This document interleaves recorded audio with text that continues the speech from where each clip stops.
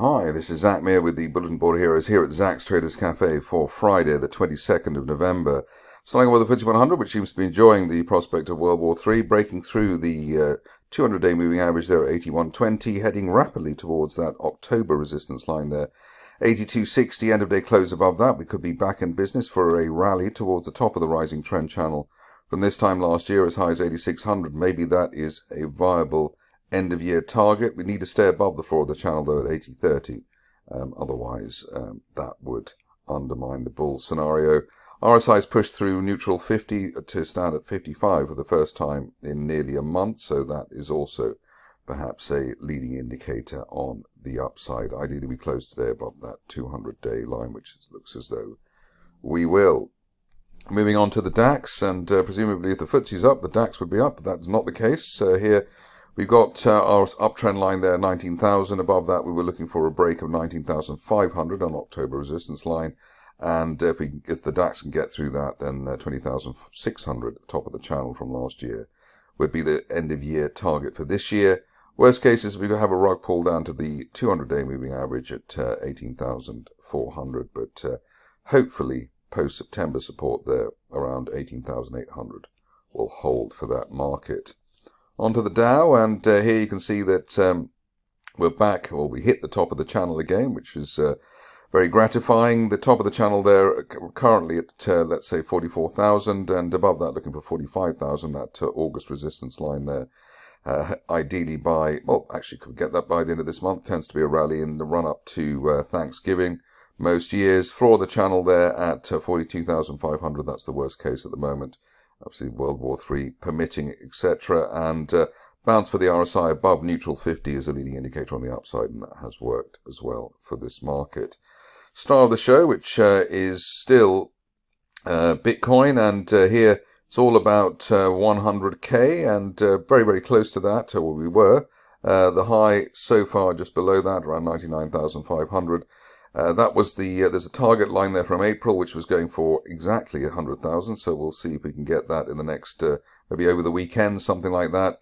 If you're a fan of Bitcoin and looking for greater glories, obviously people are talking about $1 million at the moment, but 120 would be the upper parallel of that April resistance line projections, and maybe we get that if we're really lucky by the end of the year. Obviously, the market looking forward to the arrival of Trump and the departure of the current SEC chairman.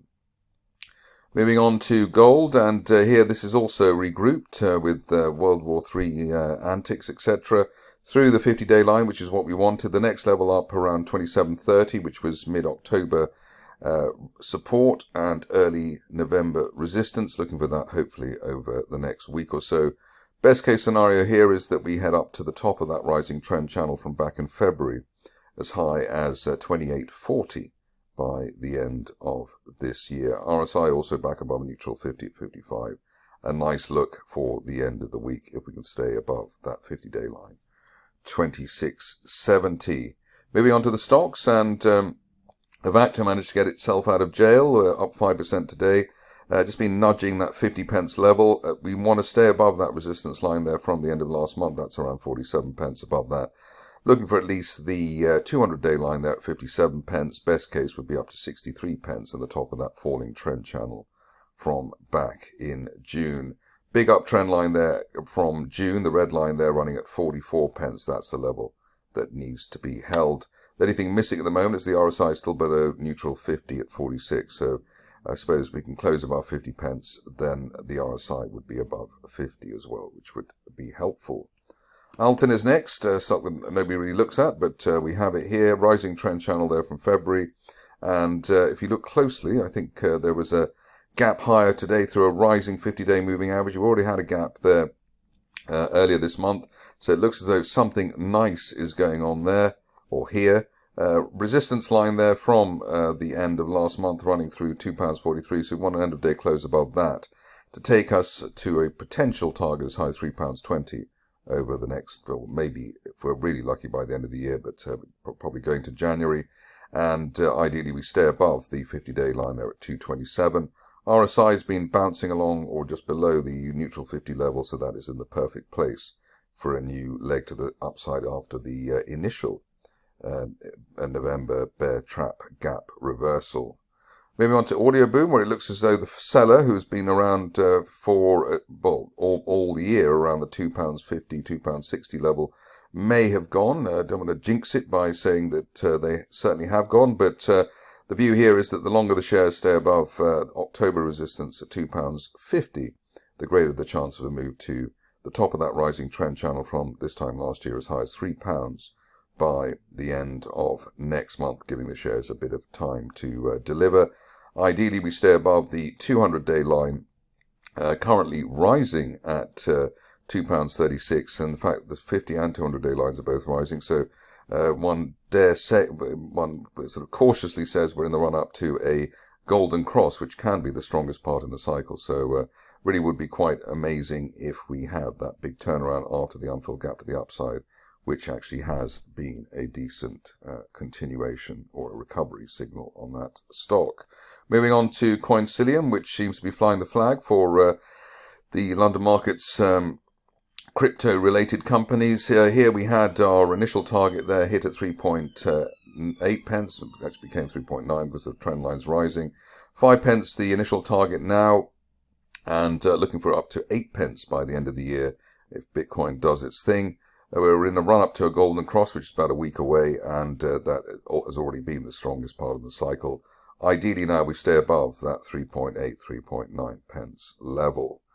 Moving on to CleanTech Lithium, which had a decent announcement this week. Looks as though it's gingerly moving along from the lows, or moving up from the lows. The break there of that line there at 9 pence. Above that, we're looking for the 50-day line and the floor of that October gap at 11 pence or 11.75 pence by the end of this month. Bit of bullish divergence there in the mix as well. Hopefully, or presumably, the market waiting on news regarding the ASX listing. On to EnergyPathways, where I see one of the grandees of Twitter has been buying the stock, or said he was buying the stock.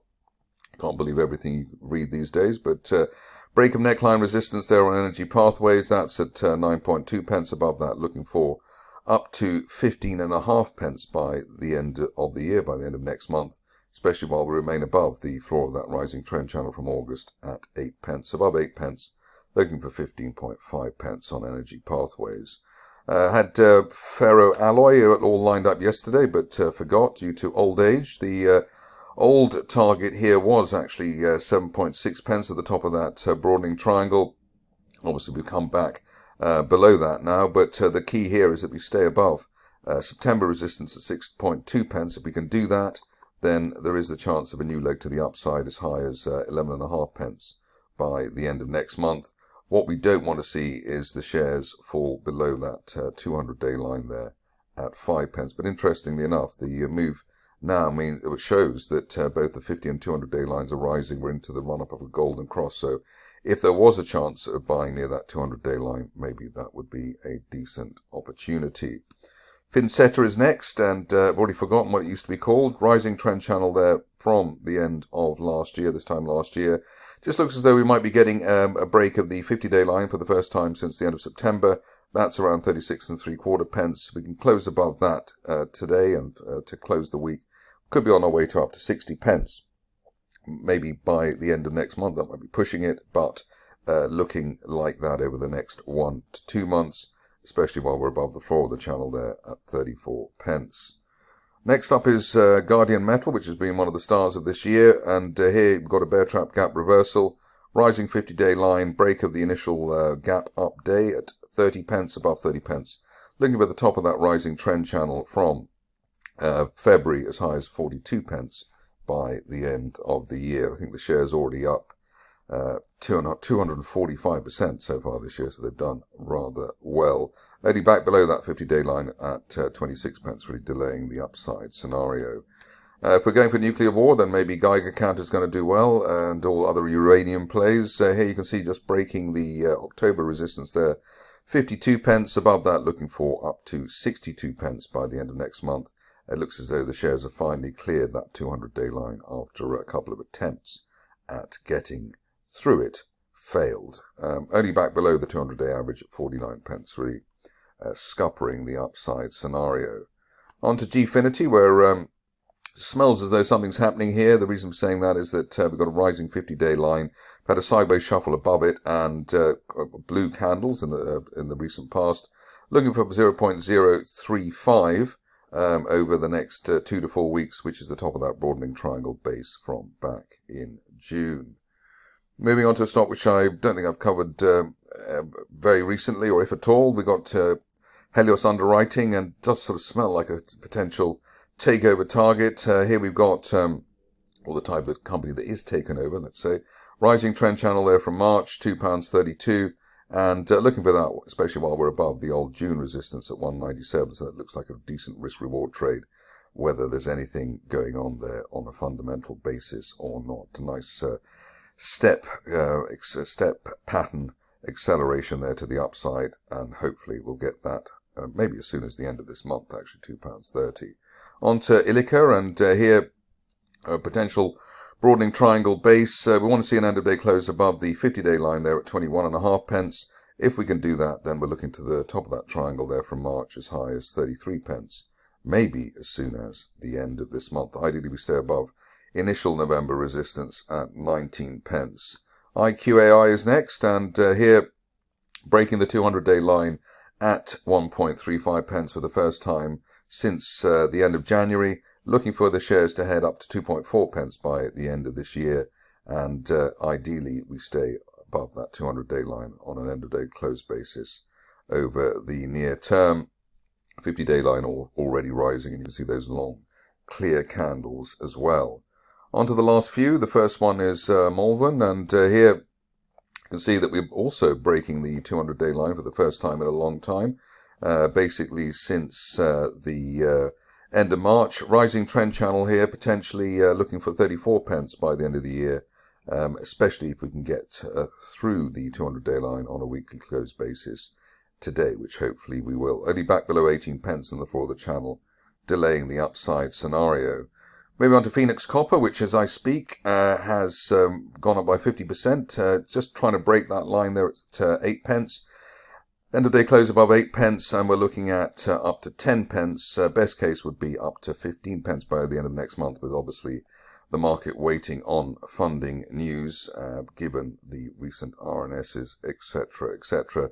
No RNS so far today, so that suggests perhaps that we are waiting for that, and looking for that, presumably off the back of the rising share price. The company would have to say something. Worst case scenario is that we have to, well, ideally we stay above the initial November support there at 6.55 pence, even if we fail at that September resistance line. On to Seagate, or Sealand rather, and here you can see that we had potential bullish setup here with a break of that resistance line there from September around the 0.13 pence level. Not quite sure whether I can take the credit for the shares going up 100%, but maybe I can have a go. But you can see that we were looking for a retest of the September spike, and we have got it. Finishing off with another crypto play, which is Tap Global, and here just consolidating. Looks like a bit of some consolidation. Had a golden cross yesterday for the shares, so that is a positive, and ideally they stay above recent support around 2.95 pence. These situations you tend to get a bit of an overshoot, so 2.8, 2.7, and then a stock would go up. Otherwise, one would wait for an end-of-day close through the recent high of 3.5 pence and then target that 2022 resistance line projection up to 7 pence, maybe as soon as the end of next month.